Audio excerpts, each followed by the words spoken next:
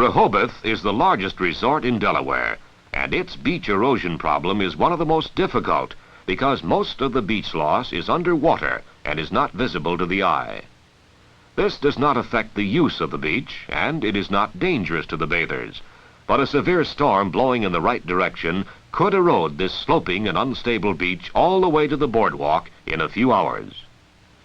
A dredge cannot work in the open ocean at Rehoboth because the rough water would soon break the pipeline which is laid on pontoons. And it would not be feasible to dredge in Rehoboth Bay and lay the pipelines all the way across the highway and up the main street to the beach. A study of the waves and currents revealed that beach fill placed in the vicinity of Indian River Inlet would feed sand to Rehoboth Beach.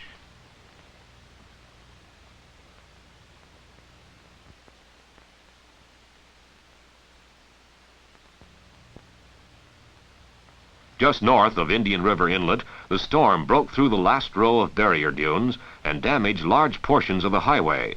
Another storm in the same season could have broken through to Indian River Bay, so artificial dunes were built immediately. Later, they were planted with grass. In order to repair these damages and rebuild the beach just north of Indian River Inlet, the dredge was used again. With the dredge in the quiet waters of the bay, it would be possible to rebuild the ocean beach and dunes from the rear by using sand from the shallow bay areas west of the highway. It was a remarkable feat of seamanship to bring the dredge from the ocean in through the drawbridge at Indian River Inlet. Fortunately, the weather was good and there was plenty of light with the incoming tide. Even with these favorable conditions, it would not be child's play to pass the dredge through the open bridge. The bridge opening is 54 feet wide, and the dredge is 50 feet 6 inches wide. This left only 22 inches on each side for the pilot. The skipper took the dredge in stern first, so he could use the dredge cutters on the bow end as a drag anchor.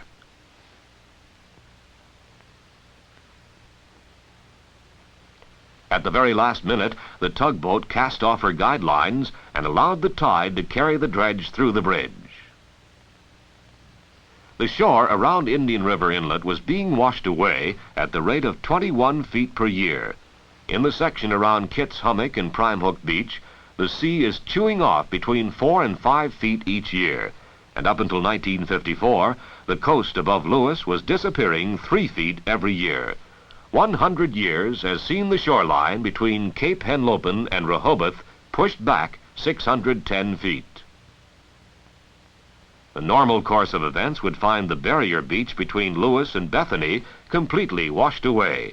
Then, Millsboro and Oak Orchard would be the ocean resorts, until another big storm came along.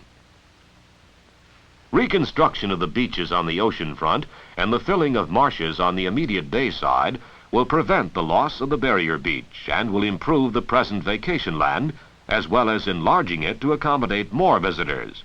In 1958 alone, tourists spent over $6 million in the area around Rehoboth. That's many times the cost of all the repairs to the beaches from Kitts Hummock to Fenwick Island.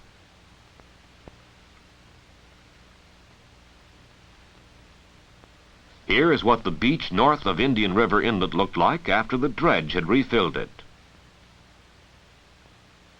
This fine, wide beach shows the work which can be accomplished by a dredge in a few days at a cost of less than 55 cents a cubic yard.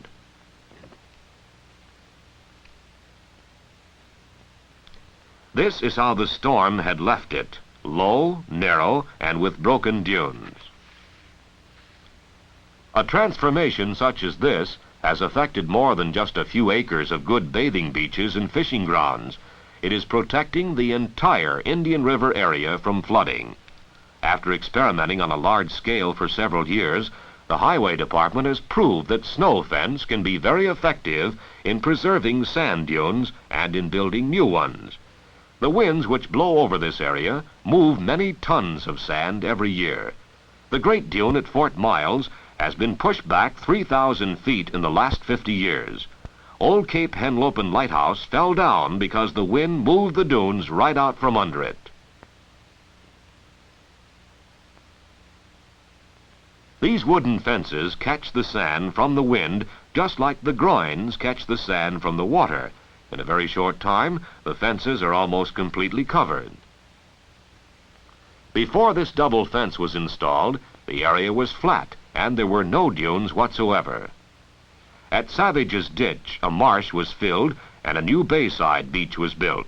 The bay bottom is flat, shallow, and wide, providing popular and safe bathing for children.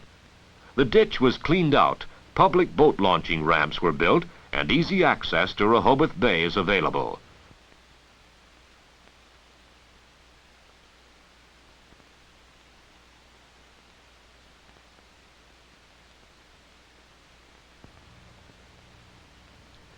The Bethany Beach area also suffered from the storm, but most of the repair work was on matters which had developed over a long period of time.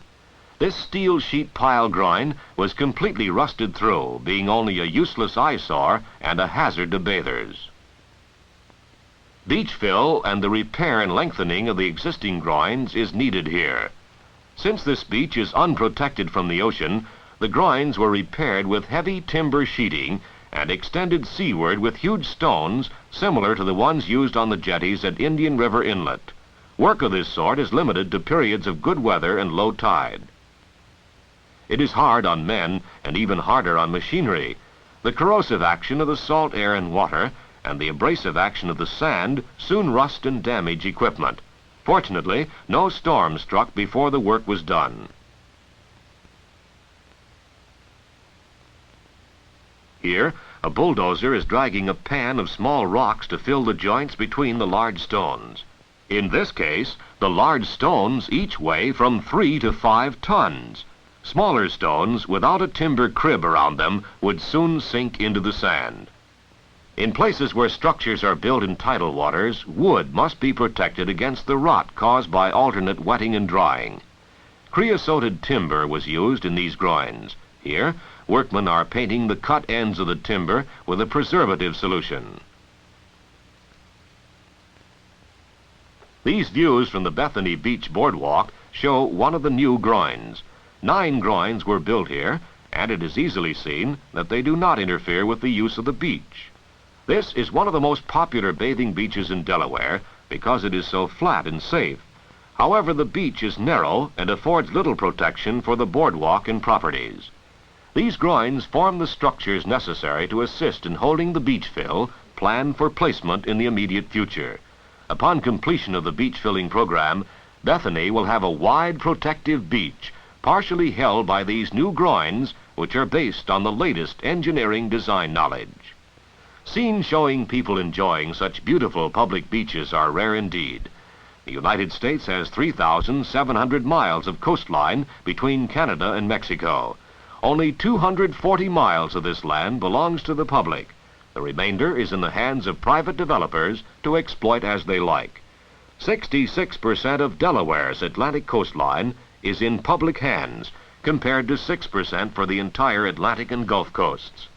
The population of Delaware is increasing more rapidly than most states, and it is wonderful that such recreation areas are available for public use, particularly when it is remembered that 1 mile of public beach provides recreation for over 5,000 persons, compared to 100 or less for privately developed beaches.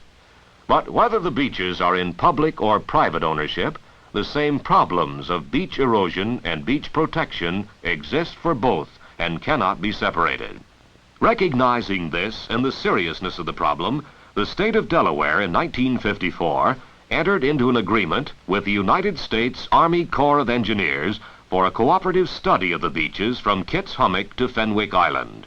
Based on the recommendations of the Army Engineers' 1956 report, the state legislature in 1957 appropriated $1 million to perform most of the work you have just seen, and in 1959 authorized $350,000 to complete the programs at Kitts Hummock and Bethany Beach.